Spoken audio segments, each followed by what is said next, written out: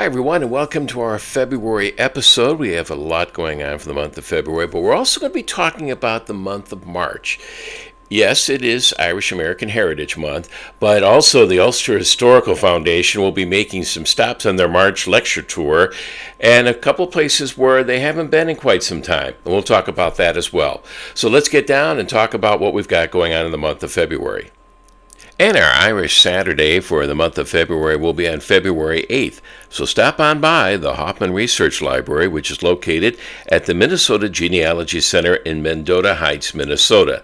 The Minnesota Genealogy Center is located at 1385 Mendota Heights Road, Suite 100. Now, here's an opportunity for you to get some of your Irish research questions answered. You can also stop by the library during regular business hours. And to find out more about the library and hours of operation, go to the library's website at mngs.org.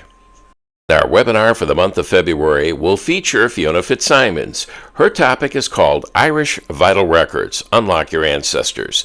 This presentation will be held on February 15th. This is a virtual-only presentation, and the webinar will begin at 10:30 a.m.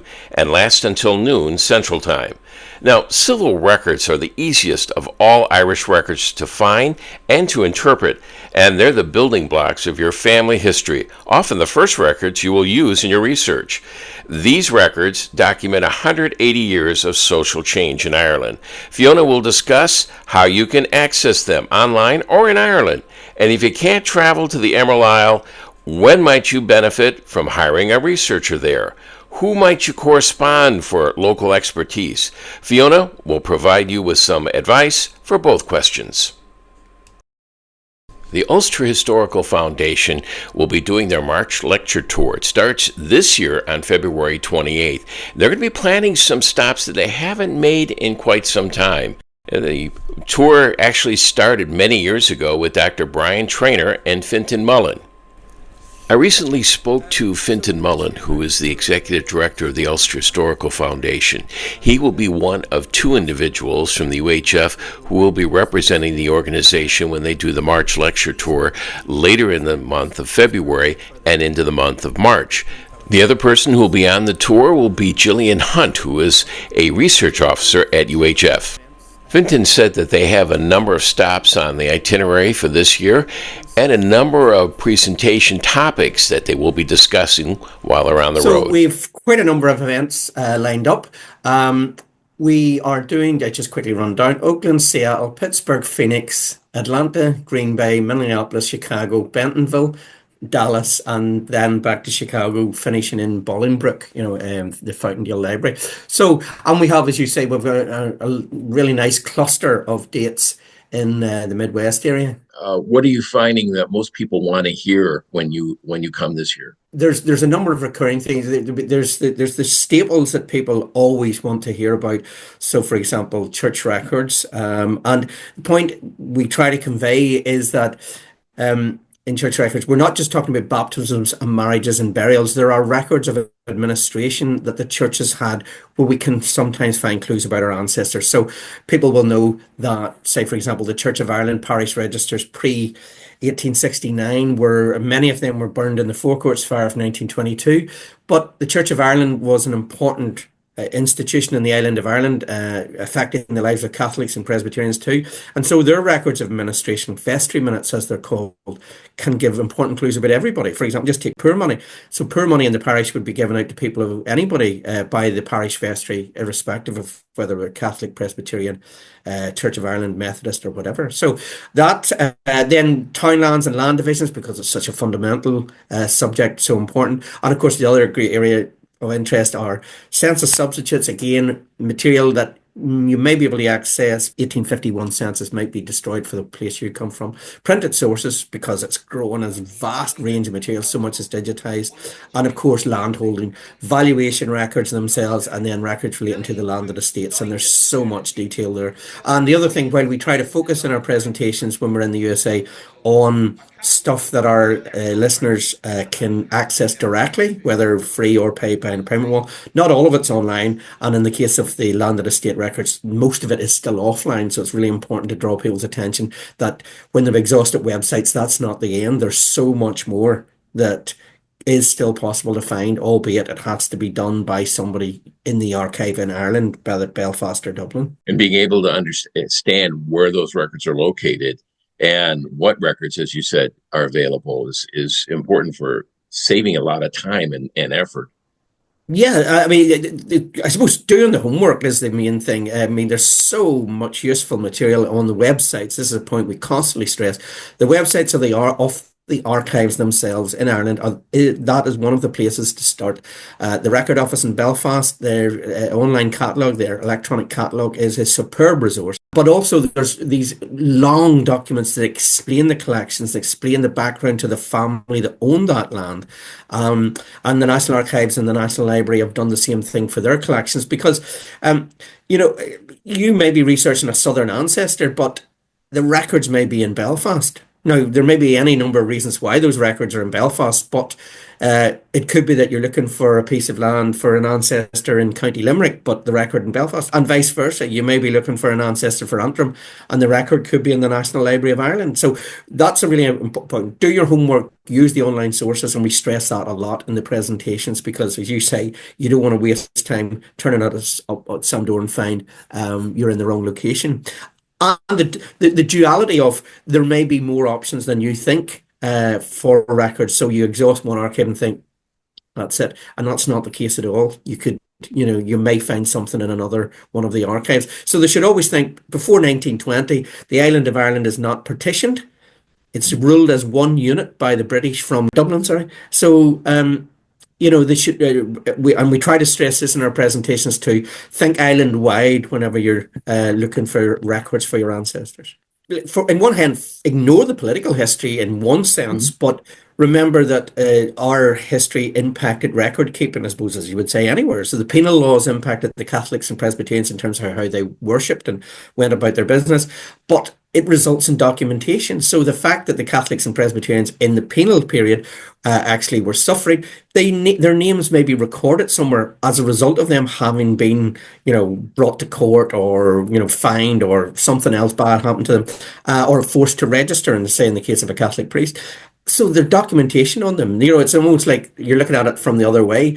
They were the ones that were subject to these laws, but because of that, we may actually have detail on our ancestors as a result of that, where there may be no surviving, for example, Presbyterian church records. Those all are impact points in a way, and affect when your ancestor might have left and so on. So we try to convey all that in our presentations, and we're constantly trying to demonstrate what records there are, what value you can get out of them, but against the backdrop of the history that was going on at the time, so people can appreciate, right, okay, we so look forward to meeting everybody. On a number of places, including Minneapolis, we will actually be doing one-on-one consultations. We're doing one-on-one consultations in Green Bay, in Oakland, Pittsburgh, and one or two other places, Bentonville as well. Maybe I'm missing somewhere else there. So that's an opportunity where if they sign up now for a consult, 30-minute consult, they would be able to have one-on-one directly with Gillian and I. And there's a fee for that, obviously, but somebody might want to drill into their record or their family history a bit more with us. So in some places we're staying 2 days. We get a chance to meet people, look forward to it. Also, we're from the northern province of Ulster, but our presentations cover the whole island of Ireland, and we go to great lengths to use slides and examples from record collections across the island of Ireland to reinforce, for example, the Griffith valuation is available from Cork to Antrim, Cork to Derry, whatever way, and other sources too. So, if you're researching Limerick and Cork ancestors, our Galway ancestors, this program is still going to be of benefit to you because we'll be talking about lots of national collections if we don't get to specifically mention the parish you're interested in. We hope it's good fun. We enjoy meeting people. We enjoy our hosts, and we enjoy learning from people who come along to our programs. We don't have all the answers. And as you know, Dave, every day is a learning day in genealogy. Yes, it is. I agree. Been there many times. And Right. it's a collective effort. That genealogy is a collective effort. Going to an archive together. Somebody, looking over somebody's shoulder, you trying to decipher handwriting, you can't read it. Somebody looks over your shoulder and says, "Oh, that's Charles McHugh," and how did I not see that? So, Okay.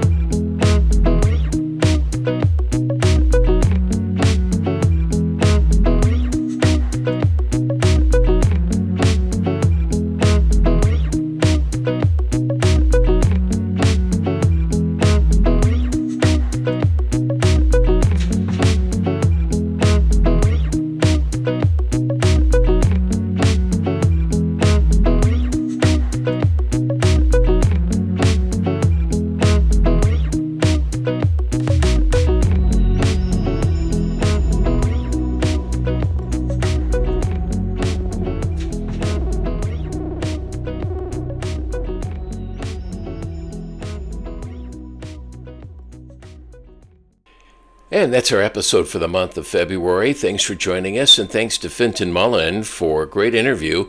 And if you want more information on the lecture tour that Fintan and Jillian will be doing in the month of March, you can get on, as far as the Minneapolis stop's concerned, irishgenealogical.org, or you can go to the Ulster Historical Foundation site at ulsterhistoricalfoundation.com. And until then, we will see you next month. Are you a member of the IGSI? Or maybe you'd like to become a member of the Irish Genealogical Society International. Here's all you have to do. Head to the website at irishgenealogical.org. There you'll find the join link on the left side of the page, and that's where you can sign up and become a member. You can also register for any of the webinars this year on the website as well, and as a member you can also see past webinars from the previous year. And besides enjoying all the members' benefits, you can always sign in and go over many of the programs and services that the IGSI has to offer, and that would include viewing past webinars, surname interests, the e-newsletter. Would you like to be a volunteer at the IGSI? Here's all you have to do. Get on the website at irishgenealogical.org and scroll down to the volunteer link. There you can see all the options that are available to you. That would include helping out with the Irish Fest in Minnesota, or any of the social and educational programs, or you could even help out with the social media platforms and podcasts, or the SEPS magazine and Genealis newsletter. Just click on the Volunteer Now link and sign up. For more information about the Irish Genealogical Society International, go to the website at irishgenealogical.org. And for questions regarding the podcast, send an email to podcast@irishgenealogical.org.